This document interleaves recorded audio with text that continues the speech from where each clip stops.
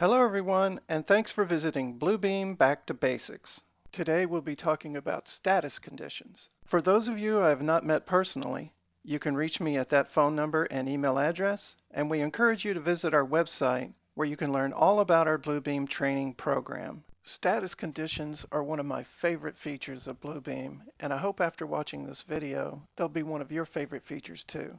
To access statuses, you open up the markups list, and if it's not visible, simply go to markups list column and make sure that the status column is enabled so that you can get to and edit status models. To do that, you use this button here and manage status, and that opens a dialog box for state models where you define a model and then you define the various status conditions or states relevant to that model. In my examples here, I've got one for materials that tracks an item from being ordered to received to installed to inspected and completed. And I've got another model for road work that keeps track of the progress on a given infrastructure project. In addition to keeping a textual status condition, if you open up and modify any of these states, if you choose to do so, you can also have the assignment of that state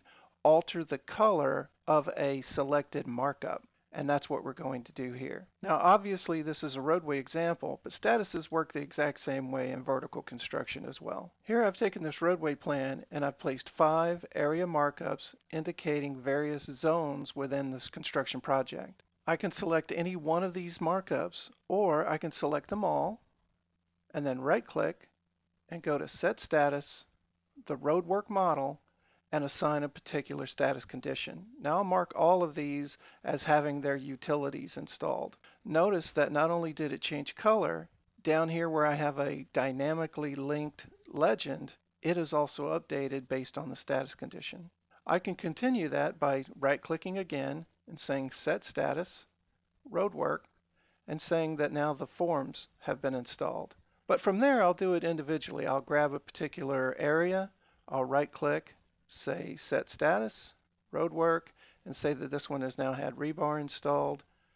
This section of the project has now had concrete poured. This section of the project has also had rebar installed. This section of the project has had concrete poured.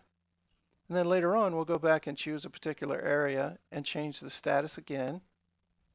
We'll say that this has now had concrete poured as well, noticing all along that the legend is continually updating itself. And then we'll take it a little bit further. We'll say it's been striped, and then that happy day when everything is now ready for use. So not only does the status keep track of a particular zone and where it stands in the project, and it can be linked to a dynamic legend. If we take a closer look at the markup list, this is what is special about status conditions. They're the only markup that in the markup list keeps a chronological record of exactly what happened, when it occurred, and who was involved in making that happen for each individual markup. And like anything else in the markup list, this can be exported in various formats for sharing that information with other project participants. That's it. I hope you find this video helpful, and you'll review the other videos available as well.